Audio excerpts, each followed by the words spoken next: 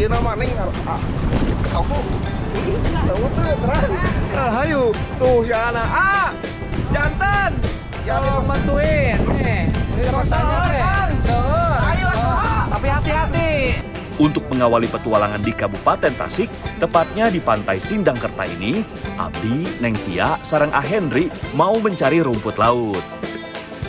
Di daerah pantai selatan Pulau Jawa ini, musim kemarau dengan curah hujan minim ternyata memberikan berkah lebih bagi para pencari rumput laut. Karena pada saat musim kemarau, rumput laut biasanya akan tumbuh subur. Rumput laut merupakan salah satu komoditas penting dan kerap menjadi andalan untuk perekonomian suatu daerah. Hal itu karena rumput laut sangat mudah ditemukan dan memiliki nilai ekonomi yang cukup tinggi. Rumput laut pertama kali dikonsumsi di Jepang, setidaknya 1.500 tahun yang lalu, selama era Asuka dan era Nara. Dahulu rumput laut hanya bisa dikonsumsi oleh kaum bangsawan Jepang. Selain itu, tahukah anak negeri bahwa rumput laut merupakan tanaman yang memiliki peran yang sangat penting untuk lingkungan? Karena rumput laut dianggap sebagai tanaman yang ramah lingkungan yang disebabkan oleh kandungan nutrisi dan biomas yang dimiliki oleh rumput laut dan baik untuk makhluk hidup di sekitarnya. Selain itu, rumput laut juga membantu mengurangi sisa jejak dari limbah industri sehingga memberikan lingkungan yang lebih sehat. Makanya, Rangga ambil secukupnya saja agar lingkungan tetap terjaga. Akhirnya dapat juga nih. Cari rumput laut. Memang pencarian itu memang agak sulit karena di pinggir-pinggir karang ya Kang ya. Iya ya. Banyak juga ya, A. Atuh Neng seueur. Mohon Dah hasil AA. Lumayan Neng. Alhamdulillah. Betkeun aya nama Neng. Sama. Ternyata lumayan juga sih Neng. Kali Kang. Wah, cekap main itu Kang. Cekap Aya Kang pada lanjut wae ngala. Pada yang ada ya. Hayu Neng kurang pasak Neng ah. Ayo, A. Ayo Kang, atuh nuhun Kang. Hati-hati Kang.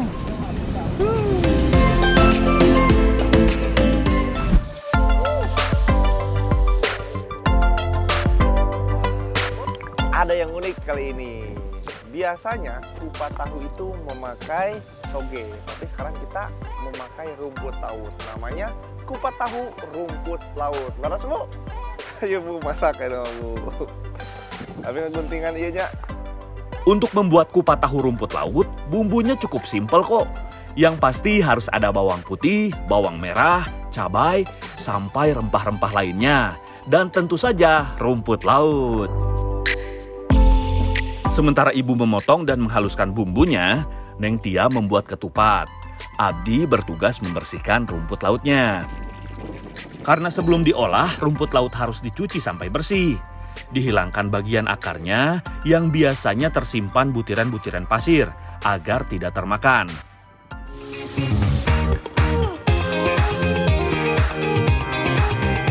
Setelah bumbu halusnya siap, selanjutnya tinggal Rangga masak. Eits! Awas jangan dekat-dekat, karena masak dengan cara seperti ini hanya dilakukan oleh orang yang sudah profesional ya. Artinya jangan ditiru kalau belum jago masak dengan teknik api seperti ini.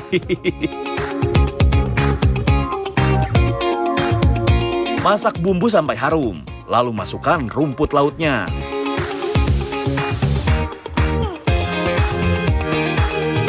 Meski dahulu hanya bisa dikonsumsi kalangan tertentu saja, namun sekarang hampir seluruh kalangan masyarakat bisa mengkonsumsi berbagai macam olahan dari rumput laut yang dianggap menyehatkan. Karena rumput laut mengandung kalsium yang banyak dibutuhkan oleh tubuh, yaitu 6% dari kebutuhan kalsium pilihan. Memasak rumput laut tak perlu waktu yang lama, cukup sebentar saja sampai bumbunya merata, lalu segera angkat agar tekstur rumput lautnya tetap renyah. Sabar dulu ya, karena prosesnya belum selesai. Selanjutnya, Rangga masih harus menumbuk kacang. Ibu menghaluskan bumbu dan Neng Tia bertugas membuat santan. Ketupat juga jangan lupa dimasak terlebih dahulu. Oh ya anak negeri, sejarah kupat tahu di Tasikmalaya tak lepas dari kupat tahu Mangun Reja yang dianggap pionir kupat tahu di Tasikmalaya.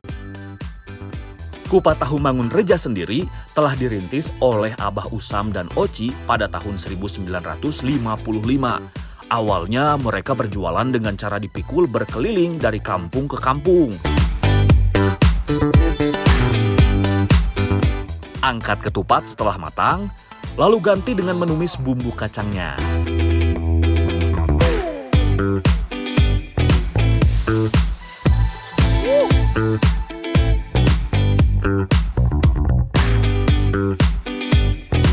Masukkan bumbu halusnya.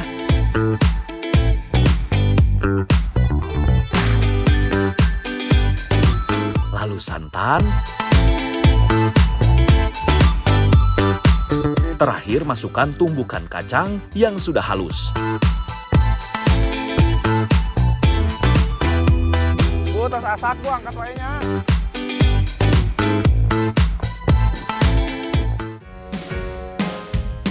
Jadi deh, kupat tahu rumput laut.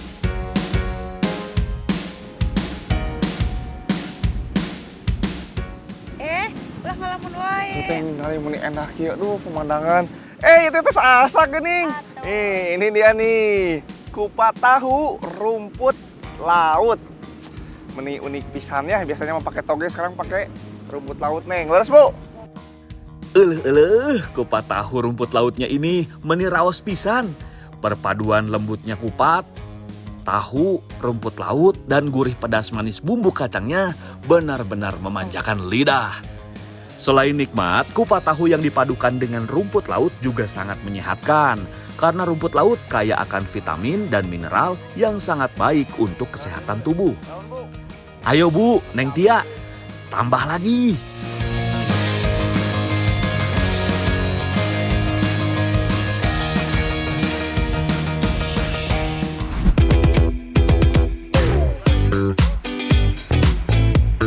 Wah, ini dia di rumput laut nih. Kita mau masak jawadah rumput laut ditemani sama Neng Elsa dan Ibu Mima. Wah, ayo langsung kita masak ya.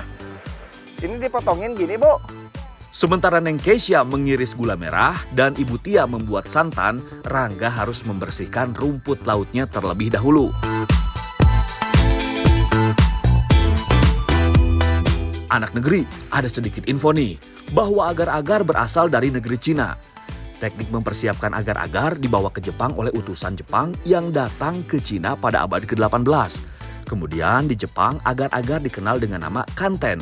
Terus berkembang dan populer hingga saat ini. Bu, atas ini cekapnya. Langsung kan itu kan.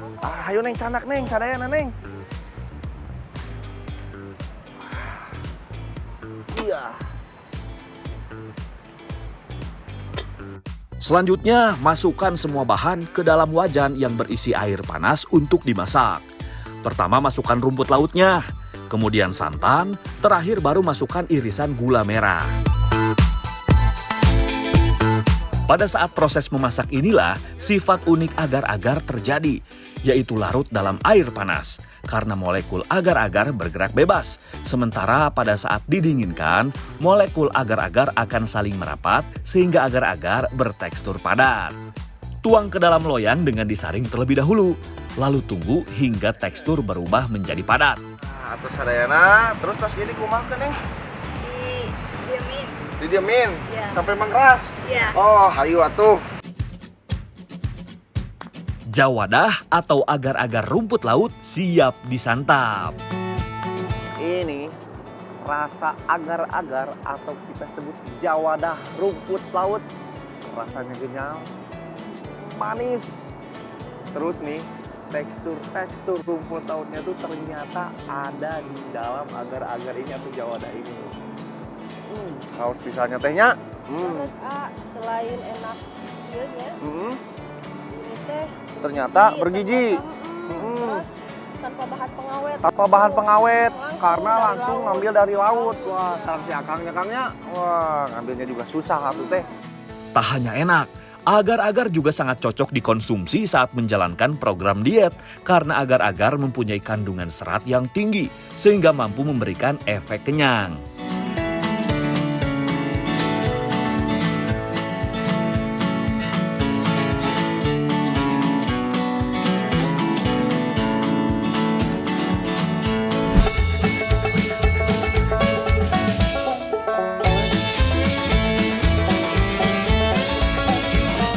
Perairan Indonesia begitu kaya.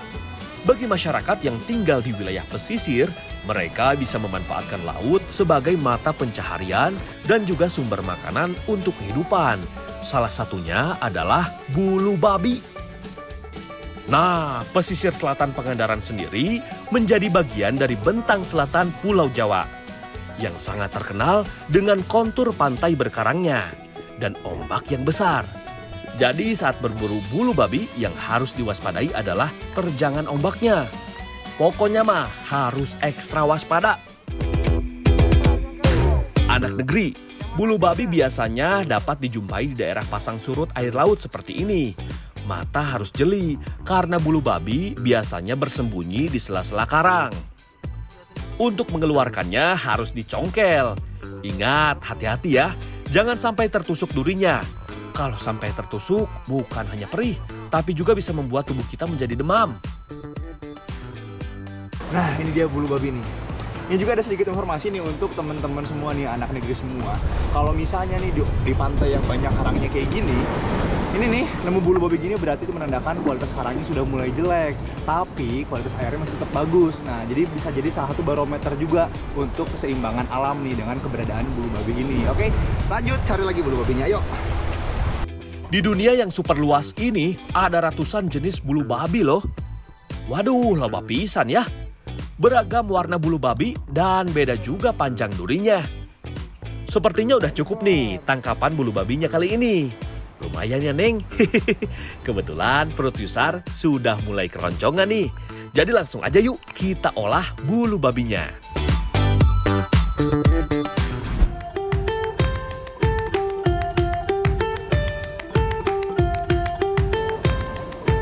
Nah, sekarang nih aku nih bareng ibu-ibu nih rame-rame sama teteh juga nih mau masak karangsua bumbu dalapan. Yuk, kita masak. Ayo Bu, ayo teh. Pertama-tama, tentu saja kita bersihkan dulu bulu babinya dengan cara membuka cangkangnya seperti ini. Lalu pisahkan kotoran yang ada di dalamnya dengan cara mencelup-celupkan ke dalam air secara berulang-ulang hingga benar-benar bersih. Karena yang dikonsumsi hanyalah telur bulu babinya yang berwarna kuning. Oh ya, bulu babi tidak memiliki bagian tubuh yang jelas. Kalau diperhatikan, tubuhnya berbentuk bulat dan bagian mulutnya terletak di bawah. Sementara aku menyiapkan bulu babinya, Ibu dan Teh Adel menyiapkan bumbu halusnya. Oh ya, penggunaan rempah pada masakan ini tak hanya sebagai perasa, tapi juga berfungsi untuk menghilangkan bau amis. Jadi sudah terbayangkan ya kelezatannya? Jangan lupa campurkan semua bumbu halus dengan telur untuk isiannya nanti, biar tambah nikmat dan bergizi. Lalu langsung aja masukkan ke dalam cangkang bulu babi yang sudah dicuci bersih.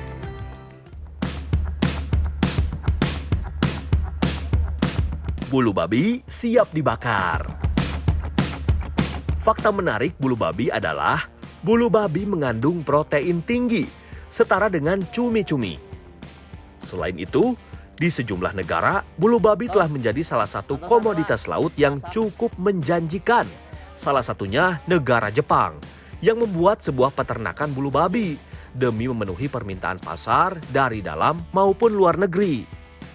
Karena cangkang bulu babi tak begitu keras, jadi proses matangnya pun tidak butuh waktu lama. Jadi deh, karangsua bumbu 8.